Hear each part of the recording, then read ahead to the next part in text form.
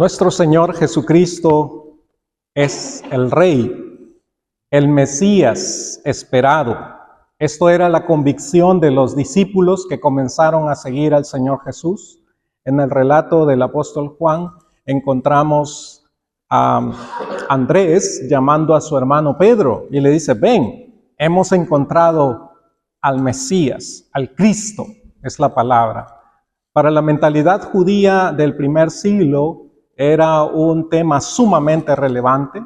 Apenas han pasado 2000 años. Recuerden ustedes que para el Señor 1000 años es como un día, y un día, si quiere, como 1000 años. O sea, en un día el Señor puede hacer muchas cosas y no tiene prisa si han pasado 2000 años.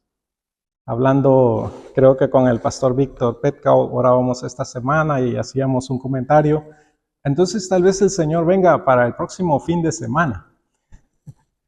Si para el Señor un día son como 1000 años. Queridos hermanos, debemos tener presente la dimensión de nuestro Rey, la grandeza del Rey. Los discípulos van a ir entendiendo esto paso a paso en su caminar con el Señor Jesús. Lo vamos a ver a través del Evangelio de Marcos. Al grado que en un momento ellos han entendido tan bien que están definitivamente junto al Rey de Reyes y Señor de Señores, que Juan y Jacobo se les ocurre la idea de decirle: Señor, ¿te parece si en tu reino yo me siento a tu izquierda y mi hermano a tu derecha? Y los que conocen un poco el relato de los evangelios, conocen también la respuesta del Señor y el diálogo que el Señor tiene en esos momentos con él. Es un momento donde los discípulos han llegado a entender. Ahora el Rey de Reyes, el Señor de Señores, está sentado a la diestra del trono de Dios. Y una de las funciones que el Señor Jesucristo cumple, como nos dicen los salmos, especialmente el Salmo 2, es que todas las naciones sean puestas por estrado de sus pies. Aguarda el Señor en su gloria a la diestra del Padre, que las naciones le sean sometidas. Así que estamos en un proceso muy interesante. Por un lado, hablamos de la gran comisión como dije hace unos días, es una gran bendición porque es el propósito de Dios para caminar nosotros en Él. Y por otro lado, aguardamos a un Rey de Reyes y Señor de Señores que ya reina, que ya gobierna. Y eso nos debería a nosotros traer bastante tranquilidad y calma respecto a lo que escuchamos en las noticias y lo que vemos en la actualidad. De hecho, una de las declaraciones majestuosas del Salmo 2 es: ¿por qué se amotinan las gentes y los pueblos piensan cosas vanas? Al menos en 2 ocasiones el Señor me ha permitido estar en la ciudad de Nueva York cuando se celebraba la Asamblea General de la ONU en oración. Y esa era la palabra que el Señor me daba. ¿Para qué se reúnen y están pensando en vanidades? Y no tienen en cuenta al Rey de Reyes y Señor de Señores. Mi oración cuando oro por los gobernantes de este mundo es como Pablo nos recomendó, que vengan al conocimiento de la verdad. Entonces ellos van a poder hacer justicia. Y detrás de la justicia viene la paz. Y sin embargo, como dijimos la última vez, el Señor nos da una paz a nosotros y no es como el mundo la da. Así que nosotros que estamos en Cristo, amados hermanos, tenemos privilegios enormes, grandes. Y el Señor Jesucristo, como Rey de Reyes, como Señor de Señores, que ya está entre nosotros. Y si estas conmemoraciones nos sirven para ser conscientes de su segunda venida, como muchos cristianos han llegado a comprender muy bien el recuerdo de su nacimiento, pero también el Adviento tiene que ver con la expectativa de que el Rey de Reyes y Señor de Señores vendrá otra vez. Eso, hermanos amados, nos debe llenar a nosotros de alegría y de gozo. El Señor está en medio nuestro y Él reina. Ahora, este Rey de Reyes y Señor de Señores que caminaba entre nosotros hace 2000 años, le dijo también un día a la gente que le escuchaba: ustedes han aprendido a decirme maestro y señor, y dicen bien, porque lo soy. Y les dice: y si yo soy el maestro y el señor, ¿por qué no obedecen a mi palabra? Y el pasaje que hemos leído el día de hoy pone la obediencia del cristiano, del Hijo de Dios, del seguidor de Cristo en el centro de la ecuación. Sucede que los discípulos que han creído en el Cristo como el Mesías se ven enfrentados en sus primeros pasos en seguirlo a Él con las dudas y la tentación. Las dudas y la tentación en el pasaje que estamos leyendo en Marcos capítulo 3, a partir del verso 31, realmente comienza en el verso 20. Debemos volver atrás un poco porque había un paréntesis ahí, donde dice el verso 20: y otra vez se reunió la multitud, de modo que ellos no podían ni siquiera comer pan. Estaban en la casa de Jesús, la gente estaba ahí y no les daba tiempo ni siquiera de comer pan. Cuando los suyos, esta es la familia del Señor Jesús, cuando los suyos lo oyeron, fueron para prenderlo, porque decían, dice la versión Dios habla hoy, decían: está loco, se volvió loco, está fuera de sí, traduce nuestra versión. Esta era la opinión, como dijimos en un mensaje anterior, de la familia de Jesús, de su madre, de sus hermanos. Los fariseos tenían una opinión distinta, de lo cual ya hablamos. Ellos decían que estaba haciendo las cosas que hacía por el poder de Belcebú, del príncipe de los demonios. Ahora, hermanos, el Señor ha contestado eso, ha resuelto esa duda. En el mensaje anterior lo vimos. Y ahora va a retomar el problema con la familia, porque dice el verso 31 que hemos leído: entonces fueron su madre y sus hermanos, estos son los suyos, y quedándose fuera, enviaron a llamarle. Cuando tú estás siguiendo a Cristo Jesús, y especialmente si estás empezando a seguirlo, vas a sentir mucha oposición. Y en cualquier momento de tu vida que tú elijas seguir la voz de Dios, vas a experimentar mucha oposición. La pregunta es si tú vas a estar firme, si tú te vas a mantener fiel a lo que el Señor te ha mostrado y te ha dicho. Pero hermanos, cuando nosotros decidimos dar un paso en la voluntad de Dios, vamos a encontrar oposición. La oposición, por decirlo de una manera, es parte del llamado al que el Señor nos está haciendo. Así que la familia viene y, en otras palabras, tienen la intención de rehabilitar al Señor Jesús. Recuerden que es el hermano mayor de la familia, por lo que entendemos, ya que José no aparece más en los evangelios durante el ministerio público de Jesús. José ya había muerto. Por lo tanto, es Jesús como hijo mayor el que se quedó al frente de la familia.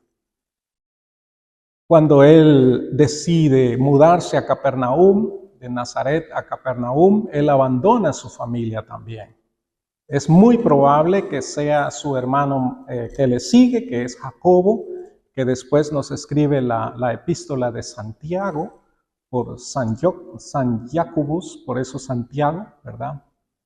Entonces Jacobo nos escribe su epístola. Este es el hermano del Señor Jesús. Probablemente ese hermano que había tomado entonces: ahora mi padre se muere, ahora mi hermano mayor nos abandona.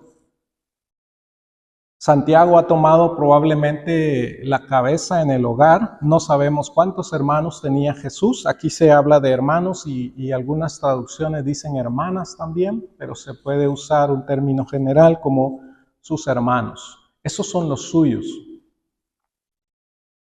Hay que entender, muy parecido, pero quizá aún más extremo a la familia suramericana, latina, que las familias son muy unidas.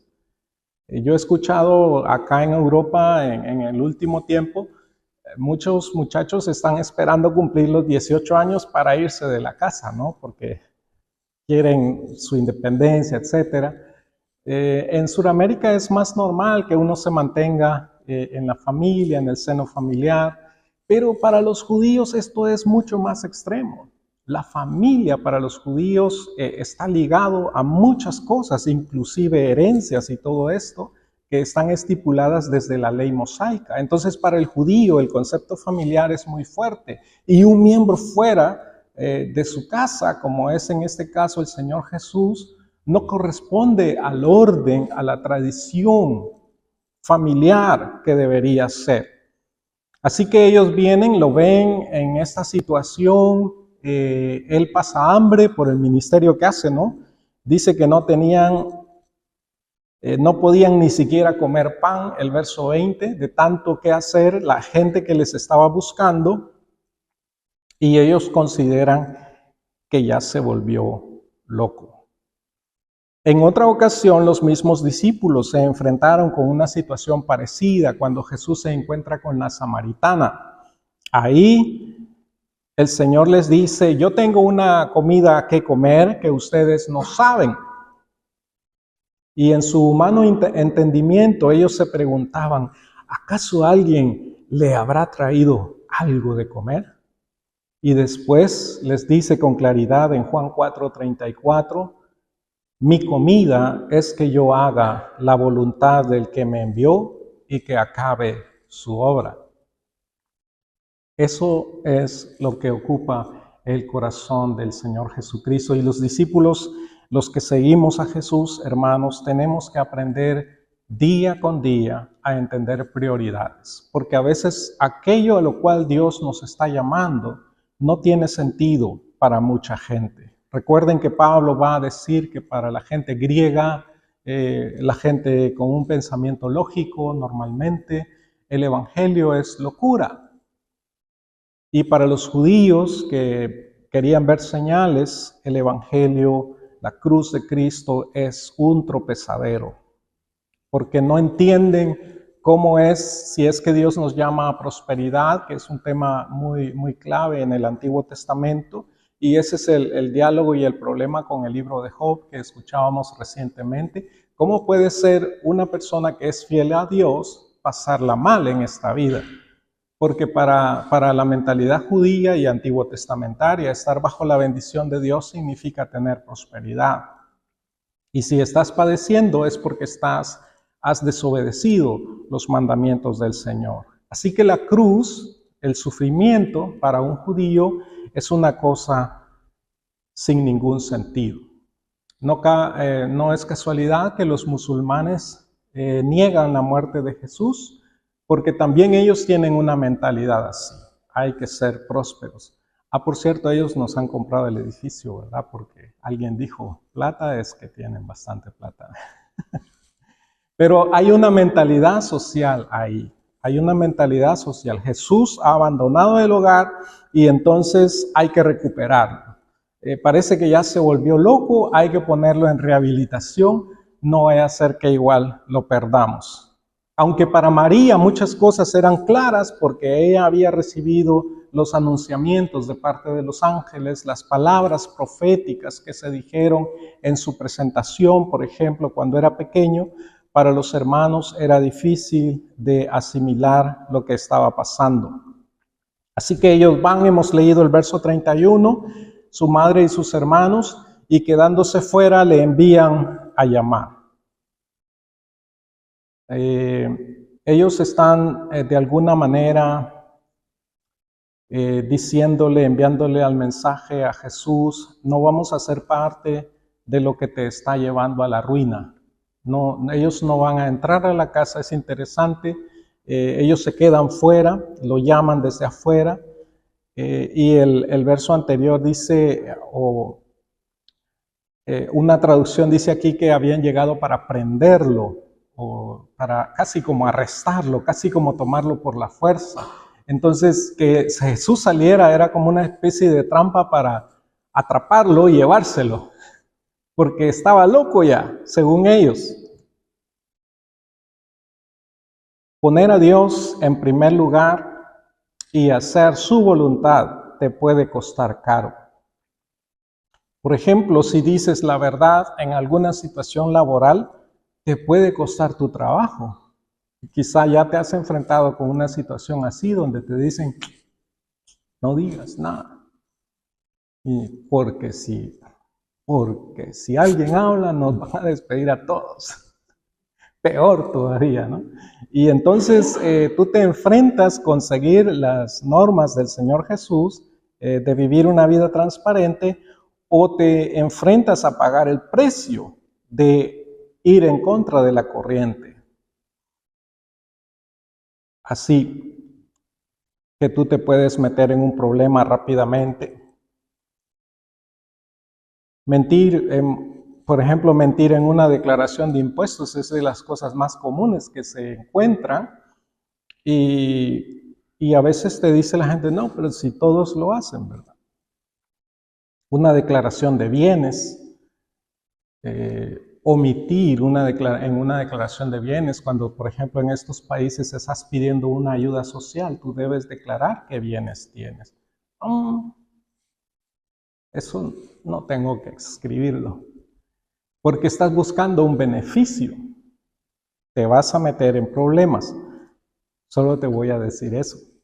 Pero esas son las tentaciones a las que nos enfrentamos como seguidores de Cristo Jesús, que queremos ser transparentes, que queremos ser honestos delante del Señor. Así que los tuyos te van a llamar al orden, pero ese orden es su propio orden. Ese orden laboral, hagamos así. No hagamos caso a lo que se nos está diciendo.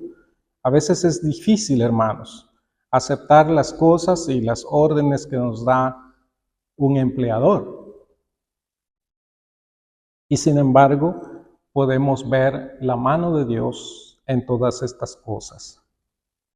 Podemos ver a Dios manifestarse cuando somos fieles, cuando seguimos su palabra y nos mantenemos sobre todo, hermanos, firmes al lado de Jesús, porque lo que tú haces va a marcar una gran y enorme diferencia.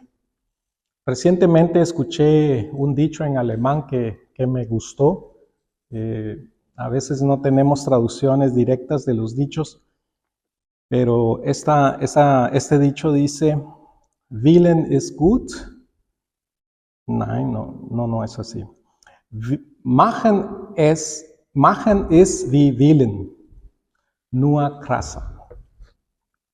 Hacer se parece a querer, solo que es más extremo, podría traducirse en castellano. Machen ist wie willen, nur krasser.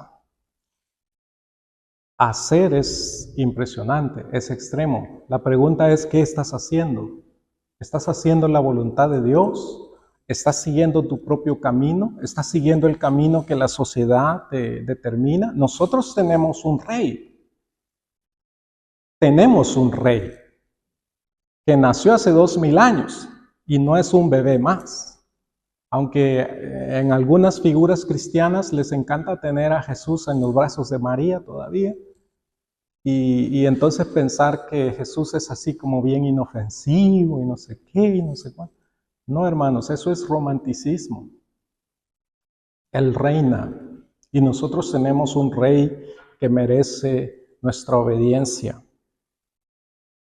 Aún si estar con Él te lleve quizá a soportar hambre con Él. Porque ya hemos dicho que ellos no podían ni comer por estar con el Señor Jesús. Aún si te lleva a soportar hambre, que exactamente de eso tenemos miedo cuando perdemos un empleo, por ejemplo. Debes mantenerte firme al lado de Jesús, al lado de su palabra, obediente a lo que Él te está diciendo. Los discípulos cercanos, como por ejemplo Jacobo y Juan, Pedro, Andrés, Leví, ellos lo habían dejado todo para seguir a Jesús. Y ahora les están acusando de estar siguiendo a un hombre que tiene un demonio, por un lado. Y los supuestamente más íntimos de Jesús les está siguiendo a un loco. Entonces ellos están bajo prueba. Lo habían dejado todo. ¿Habrá valido la pena?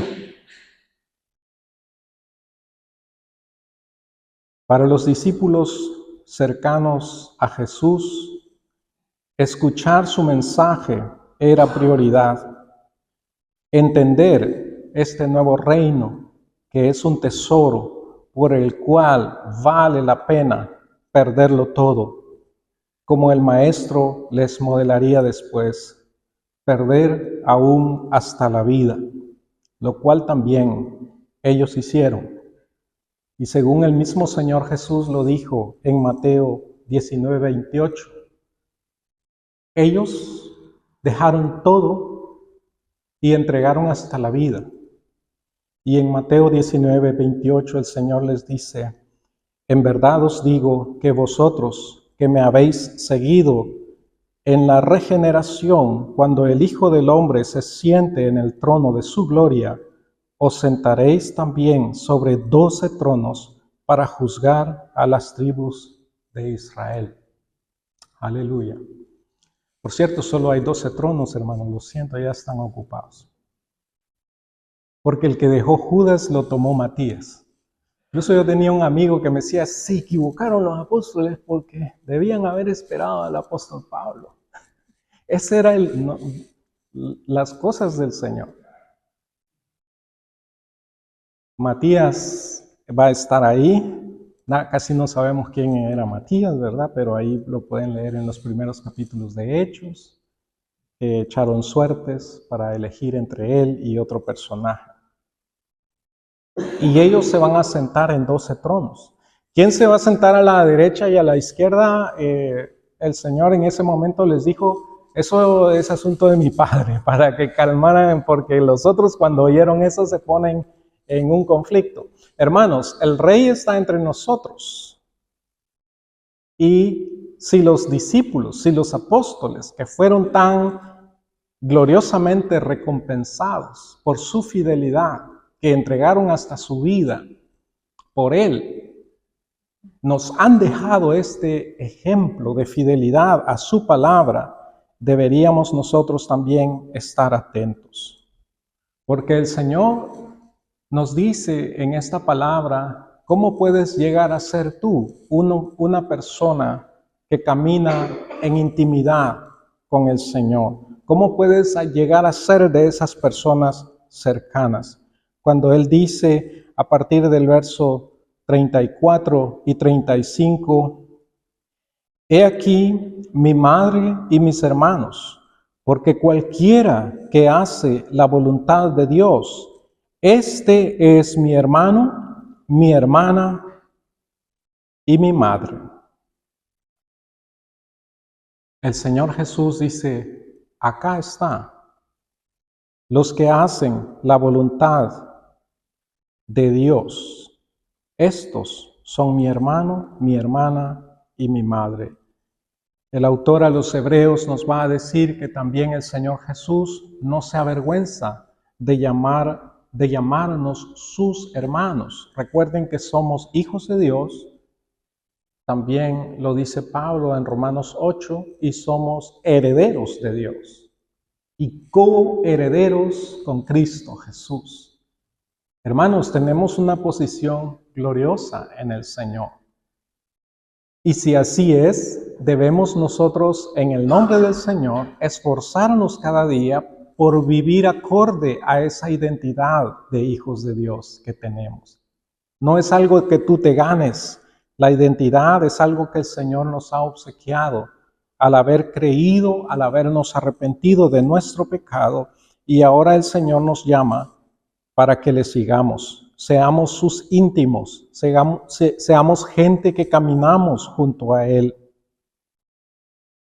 Él mira, dice la palabra, a los que estaban sentados alrededor de Él, y estos son exactamente los discípulos más cercanos, porque había mucha gente en la casa.